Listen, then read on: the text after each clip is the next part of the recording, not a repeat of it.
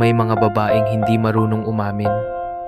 Hindi sila nagsasabi ng, mahal kita, pero may mga galaw na mas totoo kaysa salita. Kapag hinawakan ka niya ng marahan, ano ba talaga ang sinasabi ng puso niya na hindi niya kayang banggitin? Panoorin mo to hanggang dulo at malalaman mo kung paano niya tunay na ipinapakita ang pagmamahal niya, tahimik pero ramdam sa puso.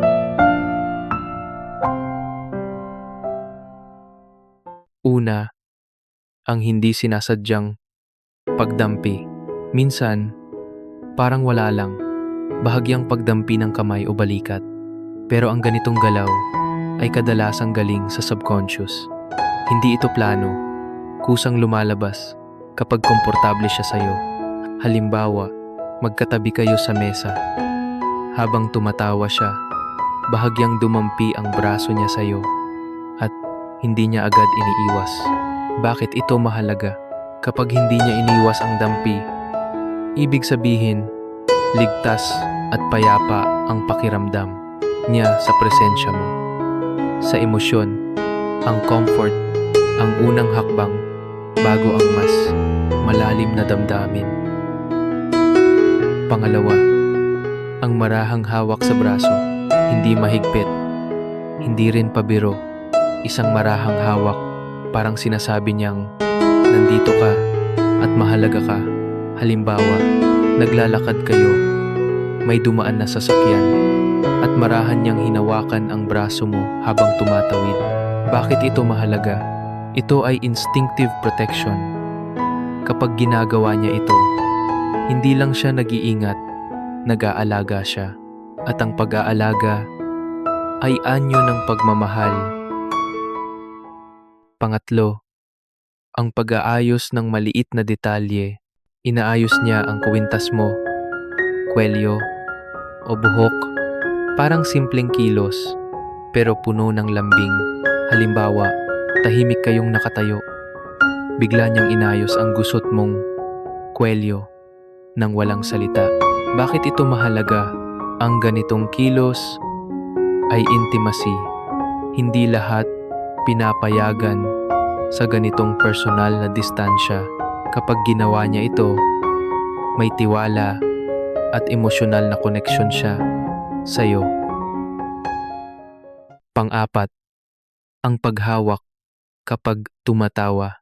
Kapag masaya siya, hinahanap ng katawan niya ang koneksyon, hawak sa kamay o braso habang tumatawa. Natural na reaksyon iyon. Halimbawa, may kwento kang sinabi, tumawa siya at sabay hinawakan ang kamay mo. Saglit lang. Bakit ito mahalaga? Ibig sabihin, ikaw ang anchor ng saya niya sa sandaling iyon. Dito nagsisimulang ma-associate ang kaligayahan sa isang tao. Panglima, ang hawak na may pag-aatubili. Parang gusto niyang hawakan ka, pero nagdadalawang isip. Mabilis, marahan, at minsan parang nahihiya. Halimbawa, paalis ka na. Saglit niyang hinawakan ang kamay mo, tapos agad binitiwan. Bakit ito mahalaga? Ang hesitation ay senyales ng damdaming mas malalim kaysa sa kaya niyang ipakita. Kapag may takot, kadalasan may halaga ang isang tao. Panganim, ang paghawak para patahanin ka.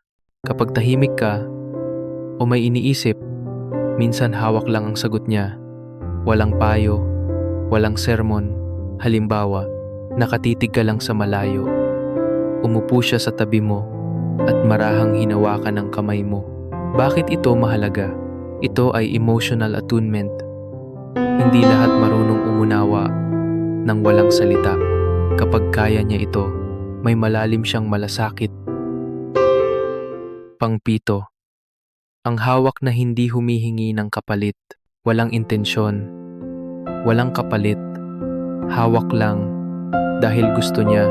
Halimbawa, magkatabi kayo sa bangko sa park. Hawak niya ang kamay mo habang nanonood lang ng paligid. Bakit ito mahalaga? Ang ganitong hawak ay galing sa tunay na damdamin. Hindi para mapansin, hindi para suklian, kundi dahil mahalaga ka sa kanya. Pangwalo, ang hawak na mas matagal kaysa dapat, tapos na ang dahilan, pero hindi pa niya binibitawan. Halimbawa, inabot mo ang gamit niya, nahawakan niya ang kamay mo, at sandaling nanatili roon. Bakit ito mahalaga? Sa katahimikan, lumalabas ang totoo. Kapag pinatagal niya ang hawak, may sinasabi ang puso na hindi pa niya kayang banggitin.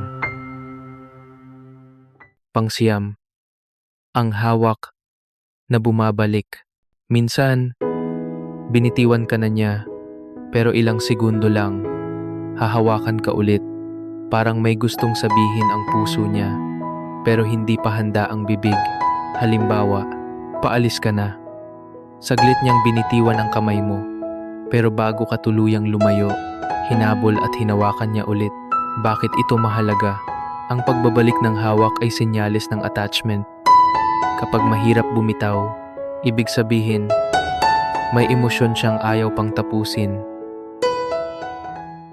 Pangsampo, ang hawak na tahimik na pag-amin. May mga hawak na hindi na kailangang ipaliwanag. Walang dahilan, walang eksena. Hawak lang at sapat na. Halimbawa, magkatabi kayo sa dilim. Walang usap. Hawak niya ang kamay mo habang pareho kayong tahimik. Bakit ito mahalaga?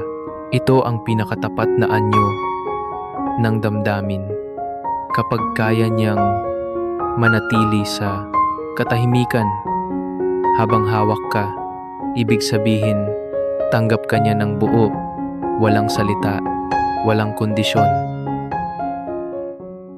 Hindi lahat ng pagmamahal ay maingay. Minsan, hindi ito sinisigaw. Kung may isa sa mga marahang hawak na ito ang tumama sa iyo, malamang naranasan mo na rin ito. At sa susunod na video, pag-uusapan natin ang mga kilos na ginagawa niya kapag mas malalim na ang nararamdaman niya kaysa sa inaamin niya. Kaya kung ayaw mong ma-miss iyon, i-like ang video, mag-subscribe, at manatili. May mga kwentong tahimik, pero hindi basta-basta nakakalimutan.